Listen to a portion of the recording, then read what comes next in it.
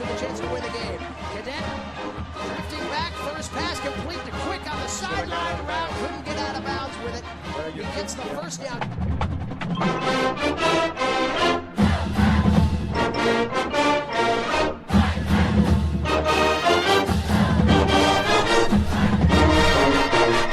Gotta get it here. Shotgun snap. Cadet bouncing out toward his right.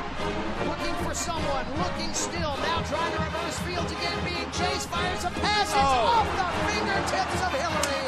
And the Pirates win the game. AppStateCentral.com weekly podcast. Good evening and welcome to the third installment of the AppStateCentral.com weekly podcast. As always, a big thank you to the Marching Mountaineers and Appalachian Sports Network for those sound clips you just heard. Obviously, that was the fight song, Hi Hi Yikes, as well as two clips from our last trip down to Greenville playing ECU and our almost comeback. This is Bryden, and along with me is my co-host Mike. We have a great show planned for you tonight. Being that it is a game week, we have a lot of stuff prepared. To start things off, we'll have an interview with our wide receivers coach, Justin Stepp. And after that, we'll give you an in-depth look at the ECU game and what to expect from our team as well as from the Pirates. And to help us with that, we will be playing an interview that we had with Stephen Igo from hoistthecolors.net. Which is a 247sports.com affiliate for the ECU Pirates. And so, Mike, what do you have for us on the social media front? Well, as always, if you want to interact with us during the show, you can send us a tweet at AppStateCentral or post on our Facebook wall at facebook.com/AppStateCentral. We encourage as much involvement from other fans as possible. So if you guys are at your computer, please give us a shout on Facebook or Twitter. Yeah, exactly. Please interact with us during the show. It adds to the show and helps keep the flow of things. So please interact with us. And so like I said earlier, we have a pretty packed show tonight. So let's just jump into it and go ahead and start the interview with Coach Stepp. Yeah, that sounds great. Welcome to the show, Coach Stepp. He is a first-year wide receiver coach here for the Mountaineers. All right. Well, I really appreciate you coming on with us. First question I did have for you was after spending your playing days at Furman from 2003 to 2006, and kind of seeing the App Furman rivalry from the other side, and being part of some really good games in that rivalry. How's the transition to Appalachian been for you, and is the Furman game one that you're particularly excited about?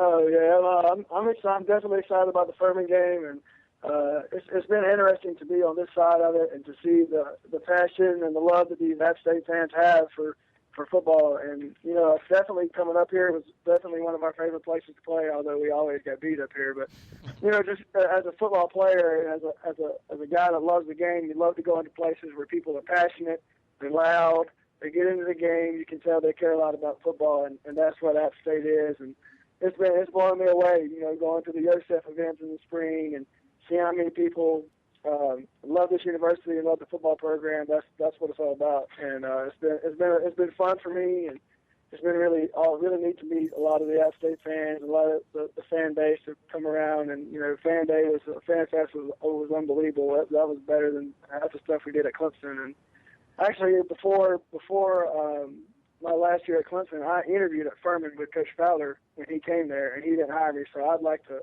I'm going to take a real personal interest in that Furman game this year. So. Right. You just mentioned Clemson, and last year you were part of one of the most dynamic offenses in the nation. Are you bringing anything in from that spread offense to our offense at all?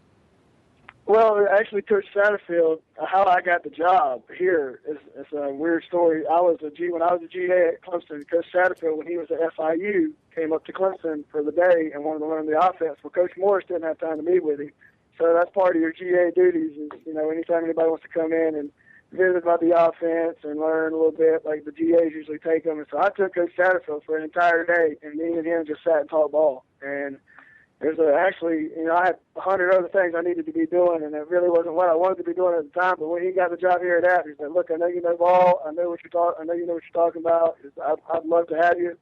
So it actually worked out well. And he's actually took a lot of the stuff that we gave him that day, that I gave him that day. He took a little bit here and there, and used a little bit of it. I think we'll try to, once we get into game planning and And when we see exactly who we want to get the ball to in certain situations, we'll use a lot of the stuff that we used with Sammy, with Sammy Watkins. And it's the same stuff, guys. It's just the verbiage is a little bit different. A blocking assignment here or a route, depth here is a little bit different, but it's still the same stuff. And I talk to Coach just about once a week. Him and Coach Satterfield really remind me a lot of each other. Family's really important to them, and football is not their life, which is really different from a lot of those guys that are at that level. That's great. Yeah, definitely. Yeah. And aside from obviously your the coaching experience you've had at Clemson and North Greenville, obviously you were a player yourself, and having played the wide receiver position in this conference and been an all-conference performer at this level yourself. Do you find that your experiences in the past on the field are helpful as you try to kind of get the guys ready to play? I do. I think, and I'm not one of those guys that thinks that you have to play college football to get for your kids to respect you and all that stuff. I mean, I know I'm not naive enough to think that, but I think it really does help because I'm sitting there talking to them about something that I've done. I've been there, I've done it. I'm not asking them, sitting there screaming at them, asking them to do something that I've never even gone out there and tried to attempt to do myself. So I think that helps. I have an extreme amount of pride in playing wide receiver in this conference. I think this is the best conference in 1AA football, and it's been a while. I haven't been around. I mean, I went in high school ball, and I was at Division II for a year, and I was at Clemson for 3. This is my first time being back, around Southern Conference football, and I'm telling you, the one thing I want these wideouts here at App State to see is that I have an unbelievable passion for what I'm doing, and there's nowhere else in the world I'd rather be than here at App State. And I could have stayed at Clemson, and Coach Morris, me and him had a good long talk about he wanted me to stay there, and the chance to be a part of this program and be back in this conference and coaching at this level was something I couldn't pass up. And the one thing I wanted them to see is that I love this game, I love this level, I love this conference, and I love being here at App. That's awesome. Great to hear. Yeah, that's amazing to hear. That brought goosebumps to me. One player that us as App fans are really excited about is redshirt freshman Sean Price. Having graduated Brian Quick last year, he seems to fit that mold as a replacement with his size and speed and his ability. And he put that display at FanFest that you mentioned about. How do you feel his progress is heading towards the season opener, and what kind of learning curve do you expect for him as a first-year starter? Sean's come a long way, and the majority of things with Sean is not. He's got unbelievable abilities. It's not what he's doing whenever he's a primary target and when he has the ball. It's what he's doing backside. To help everybody else out and to be a team player and to help other 10 guys on offense that are busting their butt to do their job. And he's getting better. I don't think any of these guys really had a. And I don't know if y'all remember when I played at Furman, man, we blocked every play, and it was a daggum. You were cutting somebody, or somebody better be trying to knock somebody out. That's just the style of offense that we played in, but it helped us get open, and that's what I'm trying to get these kids to realize is that you can't take a play off.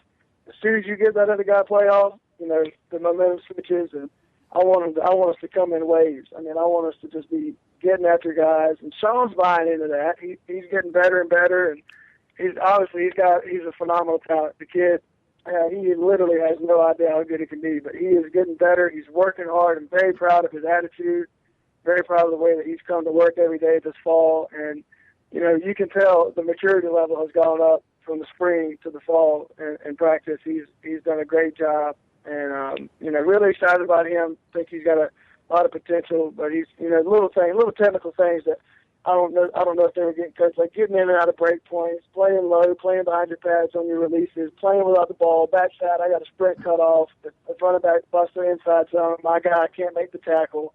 Just little things like that most people don't notice and don't think about, and and getting them to play that way. Not just him, but every single one of them cats in that room have got to play that way, because that's the way I coach. That's the way Coach Satterfield coaches. That's the way when I played at Furman, App State played that way. And that's why they won 3 national. That's why they won 3 national championships, because the kids played hard, they were physical, and you got everything that they had every single game. That's what I want from my wideouts. I told him I told Sean Price, I told all of them, the best compliment you could ever get It's not that you're a big physical receiver, that you run great routes, that you catch the ball, is somebody come up to you and say, you play harder than anybody I've ever seen, and that's the best compliment you could ever get. Definitely. Yeah.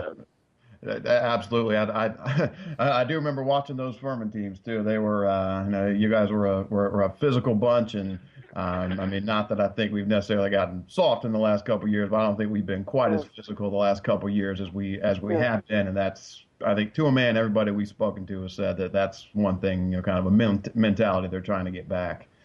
These kids, they practice hard, and you can coach them hard, and that's what you can do that with Sean. Sean is. He takes his coaching well, and he's very, very smart. Very smart and very intellectual kid. Like he picks up things well. He sees the big picture. So he's coming along. He's not there yet, but he's not the only one there. We got a long way to go. So. Yeah, and along with obviously Sean, who's kind of inexperienced, going to be his first year playing a big role in the offense. You've also got a couple of veterans there in the group to hopefully help you out a little bit, and Tony Washington, Andrew Peacock, and while they've both been in the program for a number of years, before this season they've been more in complementary roles, while Brian Quick was the focal point of the passing game. And how do you think they've adjusted to taking on more of a leadership role in a group of wide receivers that's otherwise pretty young? They've been, I'm going to be real honest with you guys, for a first-year coach, I'm sorry, I couldn't ask for two better guys in that group. First off, they're great young men, literally a joy to be around. They're the kind of kids that they could come sit in my office all night and watch tape while I'm working, and I wouldn't have a problem with it. I love being around them. They're great kids. They're great leaders for that group. They've really bought in to, because they've been, like you said, they've been in this program, and I brought a little bit different coaching style, a little bit more, up tempo. Hey, look, you're not playing as fast as you can. I chart loafs every day, and I'm talking about if they even look like they're loafing, they get a loaf. And at the very beginning, I think they're all like, man, this guy's insane. But Tony and Andrew both have. They talk during practice. They pick the guys up. They've been incredible leaders. They really know exactly. They really see the big picture in each passing concept. They don't know just their job, but they know exactly why they got to run 12 yards, be 2 yards outside the hash, because it has to open up everything else. They understand the big picture. Both of them have been just wonderful. They're a blessing to coach. Great kids, great leaders for our group, and I'm really excited to watch them play this year. I'm very excited to watch Tony Washington, because Tony Washington and Peacock has some injuries problems this spring, but Tony Washington he has really opened up a lot of eyes around here with our staff, and I'm telling you, I think he hopefully, knock on wood, if he stays healthy, that's the main thing with both of those guys, is keeping them healthy. But I think both of them have a chance to have really special years, and they're really special kids, and I love coaching them. That's good to hear. We spoke to Satterfield a few weeks back, and he was talking about how Jamal Jackson has taken on a leadership role, but that's good to hear that also the other veterans, such as Washington and Peacock, are taking on a leadership role as well. Mm-hmm. That's great to hear. And one of our a prize transfer that we had coming in, obviously, Takoy Sumler, who's potentially the fastest player in college football. How do you see him getting acclimated and coming into this offense? Obviously, the terminology is a little different, but Oregon runs a similar offense to us. So how do you see him coming in and developing that chemistry with Jamal Jackson, and how involved do you think he's going to be with our offense this season? Takoy, and I'll go back to it. Takoy's a very smart kid, and the Oregon offense is about the same as Morris's, and what we have here in Satterfield. It's just different verbiage, different terminology. But Takoy's done a great job. He's a very smart kid. He's came in, he's learned his role. What Takoy has to take it, he has to take it from, hey, I know exactly what I'm supposed to do, but I need to learn what everybody else is doing just in case I need to play another position. That's his biggest deal right now, is figuring out the big picture, not just my job, but understanding why I have my job, what everybody else, what all the other guys are doing, and he's doing a good job. Takoy's got another gear that I could be the best wide receiver coach in the country, but I can't coach